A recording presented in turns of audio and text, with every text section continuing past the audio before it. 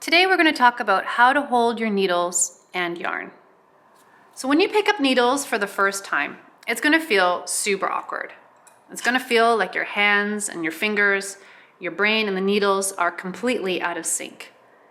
And that is absolutely normal, especially at the beginning. With a little practice, you'll get it and it's going to feel completely natural. So first I'm going to say that there are actually a couple of different ways to hold your needles, and depending on which knitting style you want to do, it can be completely different person to person. But today I'm going to show you one option to help get you started, and this is the English style. Lay your hands out flat with the knitting needles resting comfortably across your fingers. Close your hand and your thumb resting on top, and you point your fingers towards the tip of your needles. And that's it. We hold yarn so that we can control an equal level of tension on our stitches. If we didn't hold it, then our stitches would be pretty loose and the finished measurements of our projects wouldn't match up to the patterns that we're trying to make. Now, there are a million different ways to hold the yarn, and how a knitter holds their yarn is so unique and they're so personal to them. And over time, you will develop a way that feels best for you. But I'm going to start you off by showing you two different ways.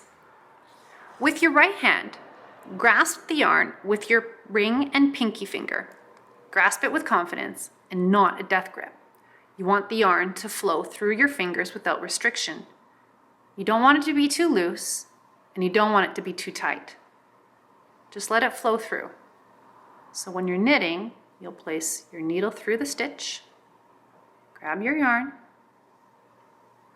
wrap it around counterclockwise, and you can see that the yarn is still gently flowing through my fingers.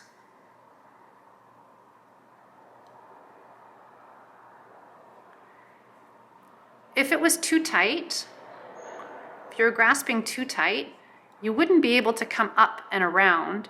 You have to let it come up and around and flow through your fingers. And even here too, you don't want to hold too tight because you won't be able to draw your needle back.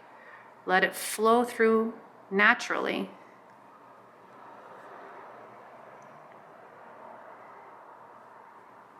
So it's a great method, but over time I do find that my pinky and ring fingers get pretty tired from gripping onto the yarn, so I actually prefer this next method. With this one, you are going to hook and wrap the yarn around your pinky, close your hand over top, and then dive your pointer finger under the yarn so that the yarn gently lays on top. Now again, pull the yarn so that it's flowing through. This one doesn't require any kind of muscle. It's just the tension of it wrapping around your fingers is the right amount of tension to keep consistent stitch throughout your entire work. So for this, place the needle through your stitch, wrap the yarn around, and just let it very naturally run through your fingers.